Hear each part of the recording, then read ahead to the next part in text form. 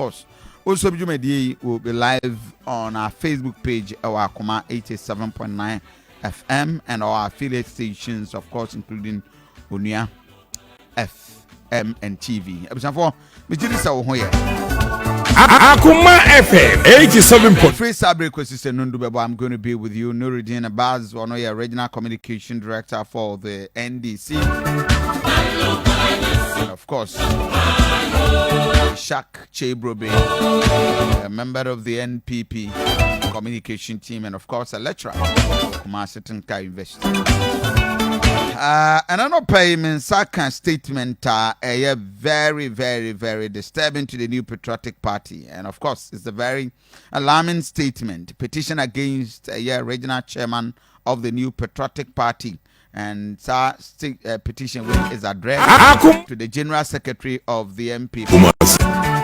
And of course, it reads, I write.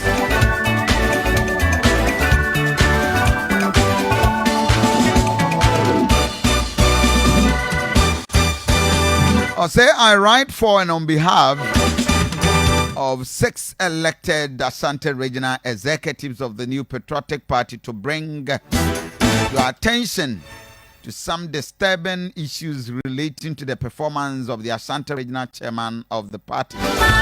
These issues can impact negatively on the party's unity and the general effectiveness going into 2024 general elections. The issues are failure to convene regular regional executives committee meetings, neglect of regional executives over party issues that need consensus,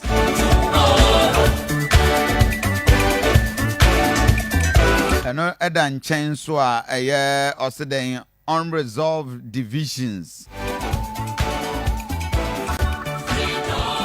underutilization of party structure, several other issues. One more sign Patrick Achampong, first regional vice chairman, ono eni Victoria Nyako Owusu Achao, second regional vice chair, and afi Allen Jima, regional assistant secretary, Zeneb Saliu, ono ya regional treasurer, Francis Adomakon, regional organizer, Raphael Patrick Safo, a regional youth organizer. And we a 1 hour watch or the Akoma, the flag bearer of the party, or the Akoma, the national chairman of the party, and of course Honorable Dambuchi, the campaign chairman, and the chairman of the party National Reconciliation Committee Asante Region. Very intense, disturbing, and of course the turmoil within the new patriotic party or Asante Region, and of course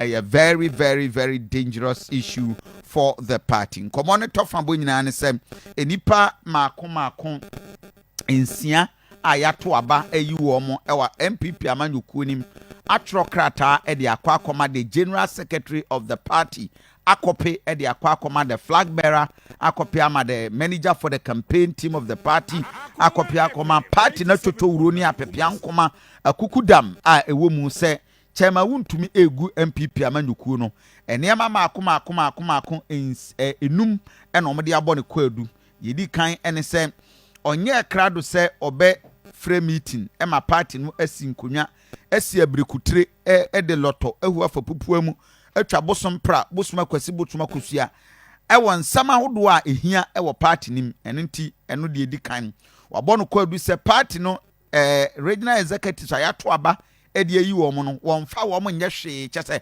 wonfa mo nye tawa no de ahye ne se ase wo twam kura wonchia wo mo wotete wo mo te wo wianam a kyese wo mo ejidi se wo ma to aba yi wo mo so waye wo mo simpa pani en wo de motafo ne nkwala na eye adwuma kyese wo mo de kyese wonfa mo nye tayi eyi kura ba ha bo ha no de wo matwu wodi wo matwu ne to eno ade a etoso miensa was say party ni much say you two chese from constituency executives branches party natetia pansam podwa chese nsam weda sutimu no obi anya krado say wuntumi ebesiesie eno ade etoso miensa de etoso nan ene say party no structures ye didi dwuma youth organizer dwuma no watam no de amon pafro organizer dwuma chese wo kra de to a woni hweye yi vice first vice wo de wo ye hwan apu wo de chese woni hwe